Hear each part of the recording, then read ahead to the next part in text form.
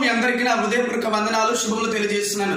ప్రియమైన దేవుని బిడ్డలారా, ఈరోజు దేవుని యొక్క వాగ్దానాన్ని మనం జ్ఞాపకం చేసుకుందాం. సామెతల గ్రంథం 22వ అధ్యాయం 29వ వచనం. తన పనిలో నిపుణత గల వారిని చూచితివా?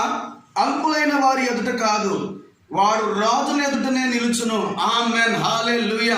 దేవుడు మాట్లాడుతున్న మాట ఏంటంటే, ప్రియమైన దేవుని బిడ్డలారా, ప్రస్తుతం నువ్వు ఏ పనిలో ఉన్నావో, అది ఉద్యోగమే కావచ్చు, సేవే కావచ్చు, కూలి పనే కావచ్చు, టీచింగే కావచ్చు, మరి ఏ పనులు నువ్వు చేస్తున్నావో నువ్వు నమ్మకంగా ఉండు. దేవుడిని ఏం చేస్తాడంటే, నువ్వు ఏ పనిలో ఉంటున్నావో ఆ పై ఉన్న అధికారి ఎదుట నేను నిలబెడతాను అని దేవుడు మాట్లాడుతున్నాడు. ఆమేన్, హల్లెలూయా.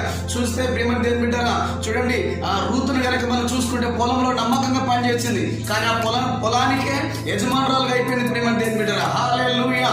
ఆశ్చర్యరోజు యొక్క రాజు యొక్క ఆస్థానంలో రాణి ఎస్తేరు పిలువబడి ఆ యొక్క రాజ్యానికి రాణి అయిపోయింది. ప్రియమైన దేవుని బిడ్డలారా, హల్లెలూయా.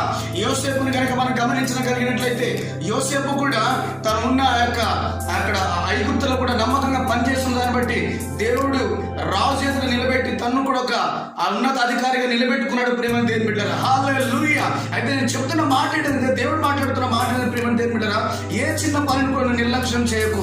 వేరే వాటిని నువ్వు ఆశించొద్దు, కానీ నువ్వు ఎక్కడున్నావో అక్కడ నమ్మకంగా పని చేయి. నువ్వు ఎక్కడైతే ఉన్నావో అదే స్థలంలో నువ్వు నమ్మకంగా కనుక ముందుకు కొనసాగిస్తే రాజులు ఎదుట దేవుడు నిన్ను నిలబెట్టబోతున్నాడు యేసు నామములో. ఆమేన్. నీ తలను దేవుడు పైకెత్తి లేవనెత్తబోతున్నాడు యేసు నామములో.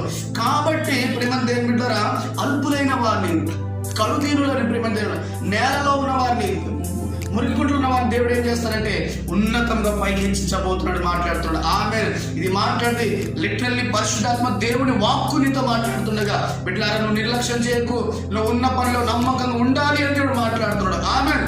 తద్వారా దేవుని కృప నీకు తోడని నడిపించును గాక. ఆమేన్.